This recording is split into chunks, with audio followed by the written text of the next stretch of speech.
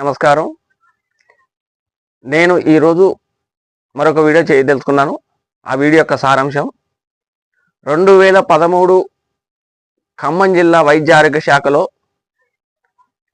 Appointment అయిన మత్సా శ్రీకాంత్ నియామకం, కారుణ్య నియామకం, అది టోటల్లీ రాంగ్. పూర్తిగా అది అతను ఉద్యోగ అర్హుడు కాదు. దాని మీదనే director of health Ravinder Naik గారికి, ఇప్పుడు వచ్చిన రవీందర్ నాయక్ గారికి ఈ సమాచారం అంతా తెలుసు. నేను డైరెక్టర్ ఆఫ్ హెల్త్ గారికి 30/5/2023న కంప్లైంట్ ఇస్తే ఈ రోజు వరకు కూడా ఎటువంటి కాల్ ఫర్ ఎంక్వైరీ పెట్టకుండా అతను నిమ్మకు నీరెత్తిగా ఉండటానికి కారణం ఏంటో ఖచ్చితంగా ఆ డైరెక్టర్ ఆఫ్ హెల్త్ గారు చెప్పాలి. అంతకుముందు గడల శ్రీనివాసరావు గారికి తెలుసు. వీళ్ళంతా కావాలని చేస్తున్నారు. దీన్ని ఖచ్చితంగా మానవతావాదులందరూ ఖండించాలి. ఇటువంటి ఫేక్ సర్టిఫికెట్లతో ఉద్యోగం చేస్తున్న వ్యక్తుల్ని ఏరి పారేయాల్సిన అవసరం ఉంది. దీనికి ఎంతైనా అందరూ సహకరించండి. ఆ డైరెక్టర్ ఆఫ్ హెల్త్కి సీఎంఓ ఆఫీస్ నుంచి వచ్చింది, ప్రిన్సిపల్ సెక్రటరీ దగ్గర నుంచి వచ్చింది. దానికి సమాధానాలు ఉండవు. ఫస్ట్ డైరెక్టర్ ఆఫ్ హెల్త్ దగ్గర నుంచి ఆర్సీ నంబర్ 6746/VCB 2023 డేటెడ్ 8/9/23న భద్రాద్రి కొత్తగూడెం జిల్లాకు పంపిస్తే ఈ రోజు వరకు కూడా దాని మీద ఎటువంటి రిజైండర్ రాయని పరిస్థితి నెలకొన్నదంటే డైరెక్టర్ ఆఫ్ హెల్త్ ఎంత మేనేజ్ అవుతుందో దీన్ని బట్టి అర్థమవుతా ఉంది. అంతేకాకుండా 12/12/23న ప్రిన్సిపల్ సెక్రటరీ గారి దగ్గర నుంచి మెమో నెంబర్ 8667 VC2 2023-1 దాని ప్రకారం ఒకటి వచ్చింది. అది 5/5/23 వచ్చిన దానికి ఆన్సర్ లేదు. 22/5/23 వచ్చిన దానికి ఆన్సర్ లేదు. 24/5/23 వచ్చిన దానికి ఆన్సర్ లేదు. అంతేకాకుండా సీఎంఓ ఆఫీస్ నుంచి health and medical family welfare principal secretary గారికి పంపించారు. ఆ మెమో నెంబర్ కూడా అది కూడా సెక్రటరీ హెల్త్ అండ్ మెడికల్ ఫైడ్ రెఫరెన్స్ నెంబర్ 3112 జనరల్ GP 2024. వీటికి ఏటికి కూడా ఎక్కడా కూడా డైరెక్టర్ ఆఫ్ హెల్త్ సమాధానం ఇయ్యాడు. ఎందుకు ఇవ్వట్లేదు? అతను ఏ ప్రలోభాలకు లొంగుతున్నాడు?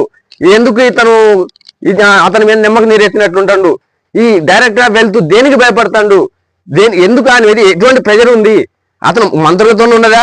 ఎమ్మెల్యేలు సపోర్ట్ చేస్తారా?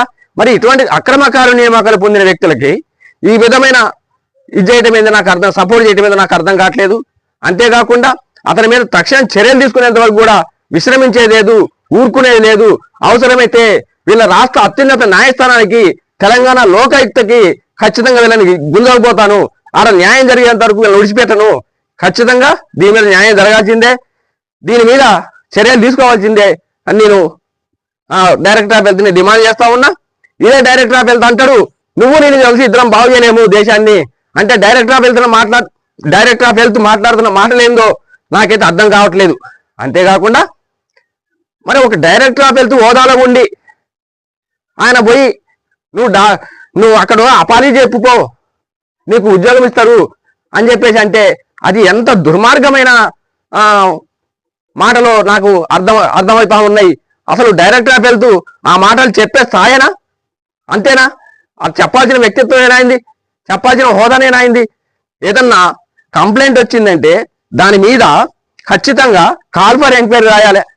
రాయకుండా మరి ఈ శ్రీకాంత్ ఇచ్చిన ముడుపులకు బలైందా, లేదా తన చేతులు బరి ఎక్కినాయా? జేబుల్ని దానికి సమాధానం హెల్త్ డైరెక్టర్ సమాధానం చెప్పాలి. ఖచ్చితంగా దీనికి బాధ్యుడు హెల్త్ డైరెక్టర్ అవుతాడు.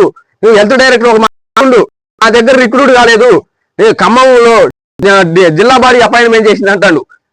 తెలుసు సార్, అతను 317 జీవోలో 317 జీవో ప్రకారంగా అతను నిజామాబాద్ జిల్లా సాలూర PSకి సీనియర్ అసిస్టెంట్గా పోయిన క్రమంలో మినిస్ట్రియల్ స్టాఫ్ ఎవరి కింద వస్తుంది? డైరెక్టర్ ఆఫ్ హెల్త్ గారు చెప్పాలి దీనికి సమాధానం. మీరు ఎందుకు దాస్తున్నారు? దీన్ని తప్పించుకునే మార్గం కరెక్ట్ కాదు.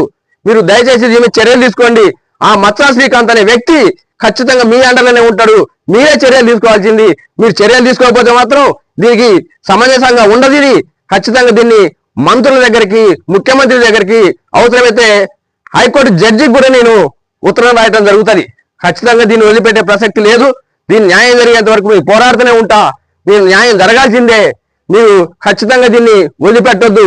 మీ హోదాకి తగ్గ పనులు చేయండి, మీ హోదాకి తగ్గ మాటలు మాట్లాడండి. డైరెక్టర్ ఆఫ్ హెల్త్ గారు ఇది అందరికీ షేర్ అయ్యేంత వరకు దీన్ని వదిలిపెట్టను. అంతేకాకుండా ఈ ముఖ్యమంత్రి గారికి షేర్ చేయండి, మంత్రులకు షేర్ చేయండి, ఉన్నతాధికారులకు షేర్ చేయండి. దీన్ని తెలంగాణ ఆంధ్రప్రదేశ్ రాష్ట్ర వ్యాప్తంగా వైరల్ చేయాలి. ఇటువంటి దొంగల్ని భరతం పట్టాలి. ఇటువంటి వ్యక్తులు సమాజానికి మంచిది కాదు. ఇది డైరెక్టర్ ఆఫ్ హెల్త్ గారు మిమ్మల్ని వినయపూర్వకంగా కోరుతున్నా, మీరు ఖచ్చితంగా దీన్ని చర్యలు తీసుకోవాల్సిందే. నేను దయచేసి దీన్ని ఆలోచించండి. మీరు ఎందుకు అబాస్ పాలవుతారు? మీరు ఒక సిన్సియర్ ఆఫీసర్ గా పేరుంది మీకు, ఎందుకు మీరు ఇబ్బంది పడతారు? దీని మీద ఖచ్చితంగా చర్యలు తీసుకోండి.